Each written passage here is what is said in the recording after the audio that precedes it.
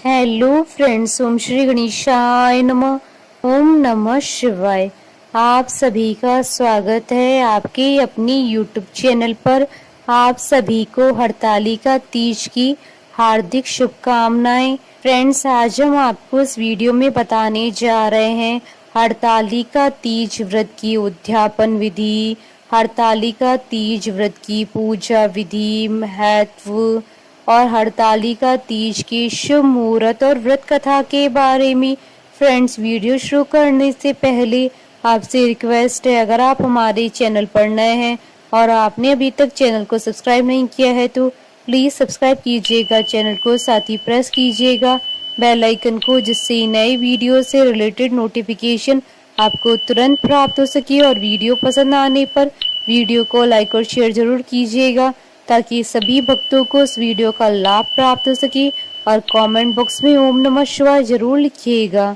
हरतालिका तीज का व्रत भाद्रपद मास की शुक्ल पक्ष की तृतीय तिथि को रखा जाता है। यह व्रत विशेष रूप से शादीशुदा महिलाएं और कुंवारी कन्याएं करती हैं। पति की लंबी उम्र के लिए, सौभाग्य की प्राप्ति के लिए और घर की सुख समृद्धि के वास के लिए यह व्रत किया जाता है। अविवाहित लड़कियां इस व्रत को मनचाहा वर पाने के उद्देश्य से करती हैं। शास्त्रों की मान्यताओं के अनुसार इस व्रत को शुरू करने के बाद कम से कम 13 सालों तक रखने के बाद ही इसका उद्यापन करना चाहिए।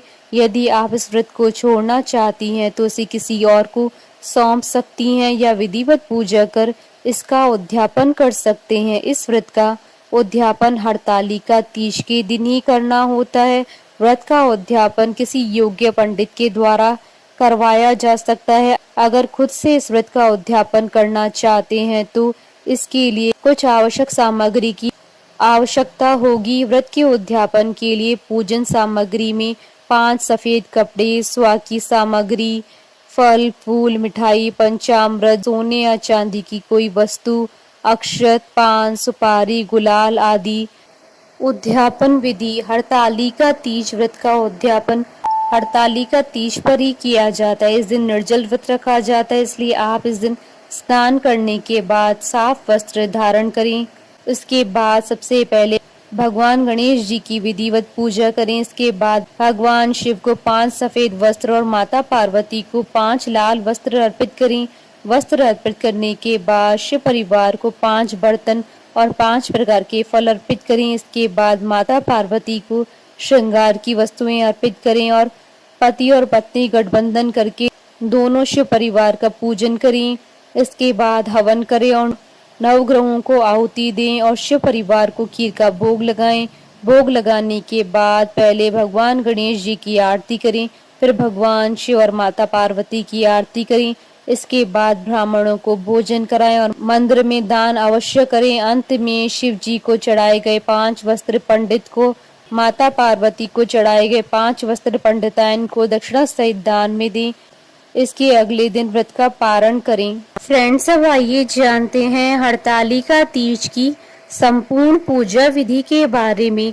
हरतालिका तीज पर बालू रेत से भगवान गणेश, भगवान शिव और माता पार्वती जी की प्रतिमा बनाई जाती है, इसलिए पहले आप बालू रेत से इन तीनों की प्रतिमा बनाएं। प्रतिमा बनाने के बाद भगवान गणेश, भगवान शिव और माता पार्वती को एक चौकी पर स्थापित कर लें। इसके बाद उस चौकी पर एक चावलों से अष्टदल कमल बनाएं और उस पर कलश की स्थापना करें। कलश की स्थापना से पहले उसमें जल, अक्षत, सुपारी और सिक्के डालें और उस पर आम के पत्ते रखकर नारियल भी रखें। इसके बाद चौकी पर पान के पत्ते रखकर उस पर अक्षत रखें। इसके बाद भगवान गणेश, भगवान शिव और माता पार्वती को स्नान करवाएं। सभी भगवानों को स्नान कराने के बाद उनके आगे घी का दीपक और धूप जलाएं। इसके बाद भगवान गणेश और माता पार्वती को कुमकुम का तिलक लगाएं और भगवान शिव जी को चंदन का तिलक लगाएं।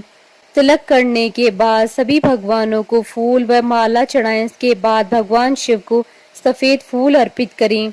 इसके बाद भगवान गणेश जी को दूर्वा और भगवान शिव जी को बेलपत्र, धतूरा, बांग और शमी के पत्ते अर्पित करें। भगवान शिव जी को यह सभी चीजें अर्पित करने के बाद भगवान गणेश और माता पार्वती को पीले चावल अर्पित करें और भगवान शिव जी को सफेद चावल अर्पित करें। इसके बाद सभी भगवानों को कलावा अर्पित करें और भगवान गणेश और भगवान शिव जी को जनेऊ भी अर्पित करें। जनेऊ अर्पित करने के बाद स्वाहा की पिटारी में स्वाहा की सारी सामग्री सजा कर रखें। फिर इन वस्तुओं को माता पार्वती को अर्पित करें। शिव जी को धोती तथा अंगोछा अर्पित करें और तत्पश्चात स्वाहा सामग्री किसी ब्राह्मणी को दे तथा धोती अंगोछा ब्राह्मण को दे दें।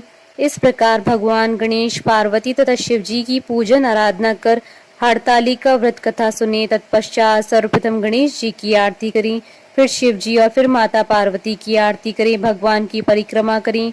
रात्रि जागरण करके सुबह पूजा के बाद माता पार्वती को सिंदूर चढ़ाएं, ककड़ी हलवे का भोग लगाएं, फिर ककड़ी खाकर उपवास तोड़ें। अंत में समस्त सामग्री को एकत्रित कर पवित्र नदी या किसी कुंड में विसर्जित करें। फ्रेंड्स, अब आइए जानते हैं साल 2024 की हरतालिका तीज के शुभ मुहूर्त के बारे में। हिंदू पंचांग के अनुसार साल 2024 में हरतालिका तीज का व्रत 6 सितंबर 2024 शुक्रवार के दिन है। भाद्रपद शुक्ल तृतीय तिथि प्रारंभ होगी 5 सितंबर 2024 को दोपहर 12:21 पर और भाद्रपद शुक्ल तृतीय तिथि का समापन होगा 6 सितंबर 2024 को दोपहर 3:01 पर। ऐसे में हरतालिका तीज का व्रत 6 सितंबर को रखा जाएगा और इस दिन व्रत रखकर भगवान शिव और माता पार्वती जी की पूजा होगी। इस साल की हरतालिका तीज पर 3 शुभ योगों का निर्माण होगा। इस दिन रवि योग, शुक्ल योग और ब्रह्म योग बनेंगे। तीज वाले दिन रवि योग सुबह 9:25 से शुरू होगा और अगले दिन 7 सितंबर 2024 को सुबह 6:02 तक रहेगा। इसके अलावा इस दिन शुक्ल योग सुबह से रात 10:15 तक रहेगा। उसके बाद से ब्रह्म योग शुरू हो जाएगा। व्रत के दिन हस्त नक्षत्र 9:25 तक रहेगा। उसके बाद चित्रा नक्षत्र प्रारंभ हो जाएगा। 6 सितंबर को हरतालिका तीज की पूजा के लिए शुभ मुहूर्त रहेगा सुबह 6:02 से सुबह 8:33 तक। यह मुहूर्त उन भक्तजनों के लिए है जो दिन में पूजा करते हैं। वैसे तो हरतालिका तीज की पूजा शाम के समय करते हैं। हरतालिका पूजा के लिए प्रदोष काल पूजन का समय रहेगा शाम 6:36 के बाद। प्रदोष काल में होने वाली पूजा रवि योग में होगी। हरतालिका तीज के दिन ब्रह्म मुहूर्त सुबह 4:30 बजे से प्रारंभ होकर 5:16 तक रहेगा। अभिजीत मुहूर्त सुबह 11:54 से दोपहर 12:44 तक रहेगा। फ्रेंड्स, अब आइए प्रारंभ करें हरतालिका तीज की पौराणिक व्रत कथा। एक बार भगवान शिव जी ने पार्वती जी को उनकी पूर्व जन्म का स्मरण कराने के उद्देश्य से इस व्रत के महात्म्य की कथा कही थी। श्री बोले शंकर बोले, हे गौरी, पर्वतराज हिमालय पर स्थित गंगा के तट पर तुमने अपनी बाल्यावस्था में 12 वर्षों तक अधोमुखी होकर घोर तप किया था। इतनी अवधि में तुमने अन्न न खाकर पेड़ों के सूखे पत्ते चबाकर व्यतीत किए। माघ की विकराल शीतलता में तुमने निरंतर जल में प्रवेश करके तप किया। वैशाख की जला देने वाली गर्मी में तुमने पंचाग्नि से शरीर को तपाया। श्रावण की मूसलाधार वर्षा में खुले आसमान के नीचे बिना अन्न जल ग्रहण किए समय व्यतीत किया। तुम्हारे पिता तुम्हारी कष्ट साध्य तपस्या को देखकर बड़े दुखी होते थे। उन्हें बड़ा कलेश होता था। तब एक दिन तुम्हारी तपस्या तथा पिता के कलेश को देखकर नारद जी तुम्हारे घर पधारे। तुम्हारे पिता ने हृदय से अतिथि सत्कार करके उनके आने का कारण पूछा। नारद जी ने कहा, गिरिराज, मैं भगवान विष्णु के भेजने पर यहाँ उपस्थित हुआ हूँ। आपकी कन्या ने बड़ा कठोर तप किया है। इससे प्रसन्न होकर वे आपकी सुपुत्री से विवाह करना चाहते हैं। इस संदर्भ में आपकी राय जानना चाहता हूँ। नारद जी की बात सुनकर गिरिराज गदगद हो उठे। उनके तो जैसे सारे कलेश ही दूर हो गए। प्रसन्नचित होकर वे बोले, श्रीमान, यदि स्वयं विष्णु मेरी कन्या का वरण करना चाहते हैं तो भला मुझे क्या आपत्ति हो सकती है। वे तो साक्षात ब्रह्म है। हे महर्षि, यह तो हर पिता की इच्छा होती है कि उसकी पुत्री सुख संपदा से युक्त पति के घर की लक्ष्मी बने। पिता की सार्थकता इसी में है कि पति के घर जाकर उसकी पुत्री पिता के घर से अधिक सुखी रहे।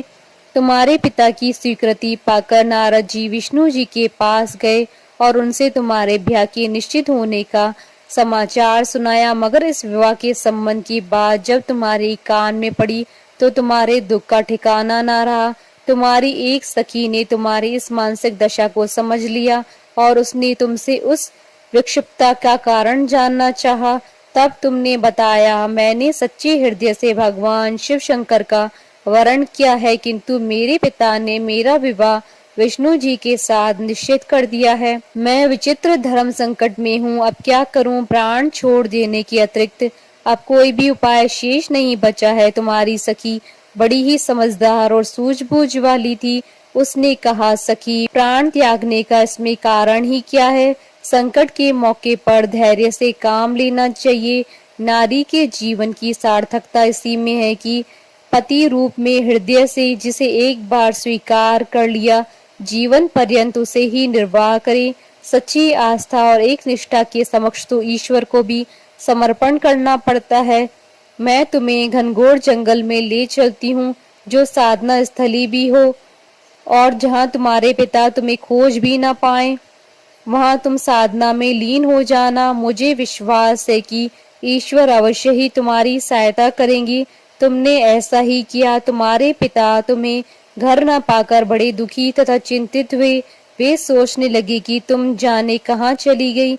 मैं विष्णु जी से उसका विवाह करने का प्रण कर चुका हूँ। यदि भगवान विष्णु बारात लेकर आ गए और कन्या घर पर न हुई तो बड़ा अपमान होगा। मैं तो कहीं मुंह दिखाने के योग्य भी नहीं रहूंगा। यही सब सोचकर गिरिराज ने जोर शोर से तुम्हारी खोज शुरू करवा दी। इधर तुम्हारी खोज होती रही और उधर तुम अपनी सखी के साथ नदी के तट पर एक गुफा में मेरी आराधना में लीन थी। भाद्रपद शुक्ल तृतीया को हस्त नक्षत्र था। उस दिन तुमने रेत के शिवलिंग का निर्माण करके व्रत किया। रात भर मेरी स्तुति के गीत गाकर जागी। तुम्हारी इस कष्ट साध्य तपस्या के प्रभाव से मेरा आसन डोलने लगा। मेरी समाधि टूट गई। मैं तुरंत तुम्हारे समक्ष जा पहुंचा और तुम्हारी तपस्या से प्रसन्न होकर तुमसे वर मांगने के लिए कहा। तब अपनी तपस्या के फलस्वरूप मुझे अपने समक्ष पाकर तुमने कहा, मैं हृदय से आपको पति के रूप में वरण कर चुकी हूँ। यदि आप सचमुच मेरी तपस्या से प्रसन्न होकर आप यहाँ पधारे हैं तो मुझे अपनी अर्धांगिनी के रूप में स्वीकार कर लीजिए। तब मैं तथास्तु कहकर कैलाश पर्वत पर लौट आया। प्रातः होते ही तुमने पूजा की समस्त सामग्री को नदी में प्रवाहित करके अपनी सहेली सहित व्रत का पारण किया। उसी समय अपने मित्र, बंधु व दरबारियों सहित गिरिराज तुम्हें खोजते खोजते वहां आ पहुंचे और तुम्हारी इस कष्ट साध्य तपस्या का कारण तथा उद्देश्य पूछा। उस समय तुम्हारी दशा को देखकर गिरिराज अत्यधिक दुखी हुए और पीड़ा के कारण उनकी आंखों से आंसू मड़ आए। तुमने उनके आंसू पोंछते हुए विनम्र स्वर में कहा, पिताजी, मैंने अपने जीवन का अधिकांश समय कठोर तपस्या में बिताया है। मेरी इस तपस्या का उद्देश्य केवल यही था कि महादेव को पति के रूप में पाना चाहती थी। आज मैं अपनी तपस्या की कसौटी पर खरी उतर चुकी हूँ। आप क्योंकि विष्णु जी के साथ मेरा विवाह करने का निर्णय ले चुके थे, इसलिए मैं अपने आराध्य की खोज में घर छोड़कर चली आई। अब मैं आपके साथ इसी शर्त पर घर जाऊंगी कि आप मेरा विवाह विष्णु जी से न करके महादेव जी से करेंगे। गिरिराज मान गए और तुम्हें घर पर ले गए। कुछ समय के पश्चात शास्त्रोक्त विधि विधान पूर्वक उन्होंने हम दोनों को विवाह सूत्र में बांध दिया। हे पार्वती, भाद्रपद की शुक्ल तृतीया को तुमने मेरी आराधना करके जो व्रत किया था उसी के फलस्वरूप मेरा तुमसे विवाह हो सका। भगवान शिव ने आगे कहा, हे पार्वती, भाद्रपद की शुक्ल तृतीया को तुमने मेरी आराधना करके जो व्रत किया उसी की परिणाम स्वरूप हम दोनों का विवाह संभव हो सका। इस व्रत का महत्व यह है कि मैं इस व्रत को पूर्ण निष्ठा से करने वाली प्रत्येक स्त्री को मनोवांछित फल देता हूँ। भगवान शिव ने पार्वती जी से कहा, इस व्रत को जो भी स्त्री पूर्ण श्रद्धा से करेगी उसे तुम्हारी तरह अचल सुहाग प्राप्त होगा। इस व्रत को हरतालिका इसलिए कहा जाता है क्योंकि पार्वती की सखी उन्हें पिता और प्रदेश से हरकर जंगल में ले गई थी। हरत अर्थात हरण करना और तालिका अर्थात सखी। बोलिए भगवान शंकर माता पार्वती जी की जय। हमारे साथ इस वीडियो में अंत तक बने रहने के लिए आपका धन्यवाद। ओम श्री गणेशाय नमः। ओम नमः शिवाय।